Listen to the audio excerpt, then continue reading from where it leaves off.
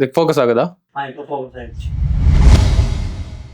Finally வந்து என்னென்னா ஒரு 35 டேஸ் ரொம்ப கன்சிஸ்டன்சியோட ஒரு மெடிடேஷன் பண்ணி முடிச்சிருக்கேன். ஸோ அதை பற்றி தான் இன்றைக்கி உங்கள்கிட்ட சொல்லணும்னு இருந்தேன். விபாசனாவுக்கு அப்புறம் நான் பெருசாக மெடிடேஷன் எதுவும் பண்ணுறது இல்லை. இப்போ ஸ்டார்ட் பண்ணுவேன், அப்போ பிரேக் விடுவேன், மறுபடியும் ஸ்டார்ட் பண்ணுவேன், ஒரு பிரேக்கு, அந்த மாதிரி இதில் மெடிடேஷனில் ஒரு ப்ராப்பராக எனக்கு வந்து என்னென்னா எதுவும் பண்ணுறது இல்லை. ஸோ இப்போ வந்து கன்சிஸ்டன்சியாக ஒரு 35 டேஸ் நான் கம்ப்ளீட் பண்ணிட்டேன். ஸோ அந்த 35 டேஸில் எனக்கு என்ன நடந்துச்சு அப்படிங்கிறத பற்றி தான் நான் இதில் ஷேர் பண்ண நினைக்கிறேன்.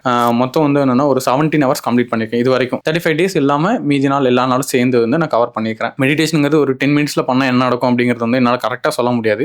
பட் நீங்கள் டெய்லி மெடிடேஷன் பண்ணிகிட்டே இருந்தீங்க அப்படின்னா ஏதோ ஒரு விஷயத்தில் சடனாக ஒரு முடிவு எடுக்கிறதுக்கோ இல்லை சின்ன கோவமோ இல்லை ஏதாவது மைண்ட் வந்து ரொம்ப எங்கெங்கேயோ போயிட்டு வந்துச்சு அப்படின்னா அந்த மெடிடேஷன் வந்து ஏதாவது ஒரு இடத்துல ஹெல்ப்ஃபுல்லாக இருக்கும் அப்படின்னு நினைக்கிறேன். இப்போ நான் வந்து என்னென்னா ஒரு 10 மினிட்ஸ் மெடிடேஷன் பண்ணும்போது மட்டும் எனக்கு என்ன தோணுதுன்னா ப்ரெசென்ட்டில் இருக்கணும் அப்படின்னு மட்டும் தோணுது.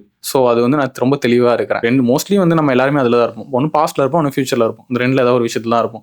பட் இந்த மாதிரி மெடிடேஷன் பண்ணும்போது தான் கொஞ்சமாவது இந்த ப்ரெசென்ட்டில் இருக்கணும் அப்படின்னு தோண ஆரம்பிக்கும். அதே தான் அந்த டெய்லியும் ப்ரெசென்ட்டில் இருந்தால் போதும். இன்றைக்கி என்ன பண்ணுறோம், இன்றைக்கி என்ன விஷயம் நம்மளால் முடியுது அப்படிங்கிறத மட்டும் தெளிவாக தெரியும். ஸோ அந்த மாதிரி விஷயத்தில் வந்து எனக்கு இந்த மெடிடேஷன் வந்து ரொம்ப ஹெல்ப்ஃபுல்லாக இருக்குது.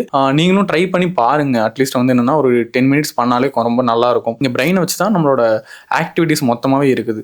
ஸோ நீங்கள் பிரெயினை எவ்வளோ தூரம் கண்ட்ரோல் பண்ணி உங்களோட இதுக்கு கொண்டு வரீங்களோ அந்த அளவுக்கு அது வந்து உங்களை வந்து ஒரு ஃப்ரெண்டாக வந்து உங்கள் கூட இருக்கும் அப்படின்னு நினைக்கிறேன். கண்டிப்பாக மெடிடேஷன் பண்ணுங்கள். தேங்க்யூ.